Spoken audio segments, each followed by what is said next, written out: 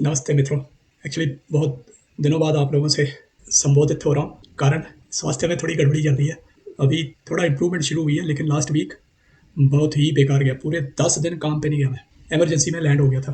अब यहाँ की इमरजेंसी कैसी है वो भी थोड़ा सा आपको बता देता हूँ। जो यहाँ फैमिली फिजिशियन होता है वो तो 5 दिन काम करते हैं हफ्ते में, तो सैटरडे संडे उनका ऑफ होता है, क्लिनिक ऑफ होती है।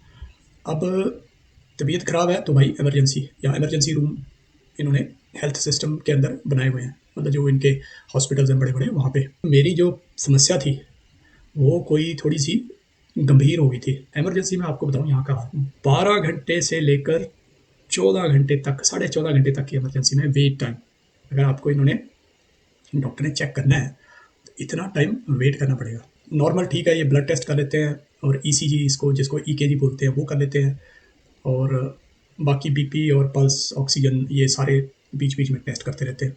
स्टाफ टेस्ट करता रहता है। उनका सिस्टम कुछ और होगा, जहाँ पे इनको लगता है कि बंदे को स्ट्रोक है या हार्ट अटैक है, तो वहाँ पे हो सकता है सिस्टम और हो।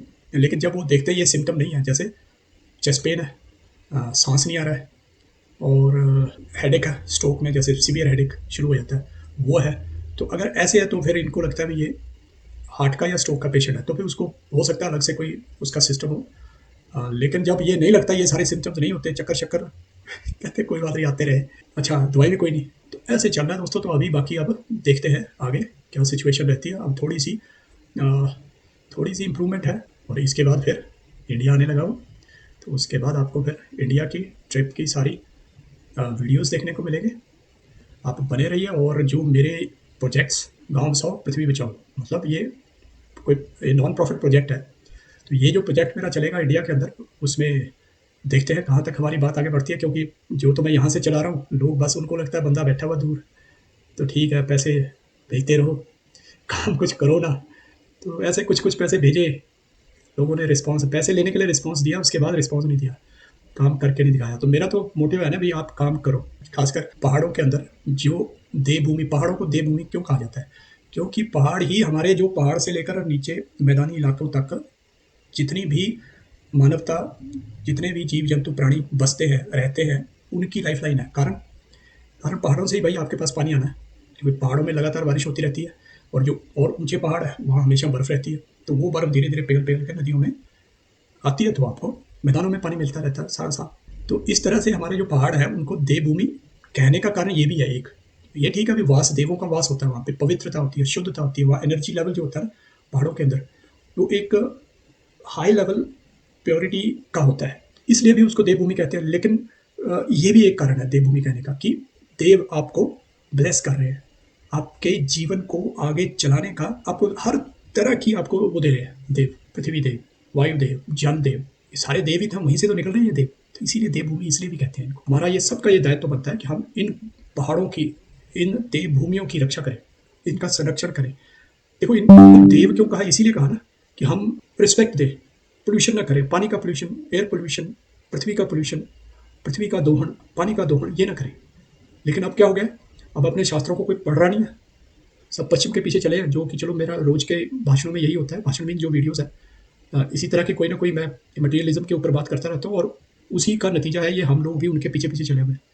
मटीरियलिज्म के प्रतिदिन आपको उसके, उनके ऊपर जो भी हमारे सामने तथ्य होते हैं, या हमारे सामने कुछ ऐसी बातें होती हैं जो मटीरियलिज्म की वजह से कोई ऐसी परेशानियाँ, प्रॉब्लम्स मानवों को, जीव जंतुओं को, पृथ्वी को, देशों को उठानी पड़ती है, उसके बारे में हम प्रायः मैं बात करता रहता हूँ अपनी वीडियोस में। जीवन यापन गाँव में बढ़िया होता था, स्वास्थ्य सुविधा ना होते हुए भी लोग स्वस्थ होते थे, क्योंकि हम अपने देवताओं को रिस्पेक्ट देते थे, पूजा करते थे उनकी। जल देवता, वायु देवता, भूमि देवता, इनकी पूजा करते थे, इनको रिस्पेक्ट देते थे, इसलिए वो भी हमें आशीर्वाद के रूप में शुद्ध हवा, शुद्ध पानी, शुद्ध मिट्टी हमें देते थे, शुद्ध खाना हमें देते थे, बीमारियाँ लगती नहीं थी।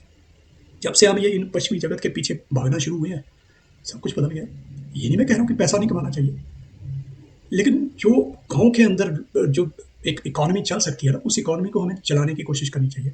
लेकिन जगाना तो पड़ेगा, क्योंकि सभी के सभी 18 घंटे काम करने वाले मोदी जी या योगी जी जैसे तो मिलेंगे नहीं, नेता।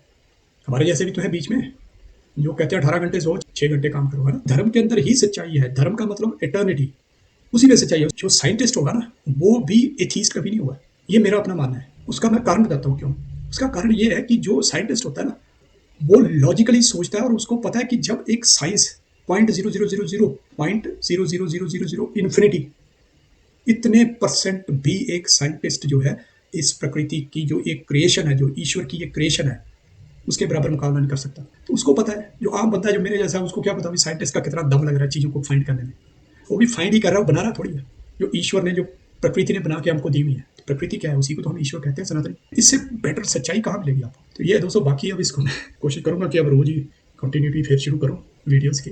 फिर हम जल्दी ही मिलेंगे भारत के ट्रिप पे। चलिए फिर मिलते हैं। ठीक है, नमस्ते।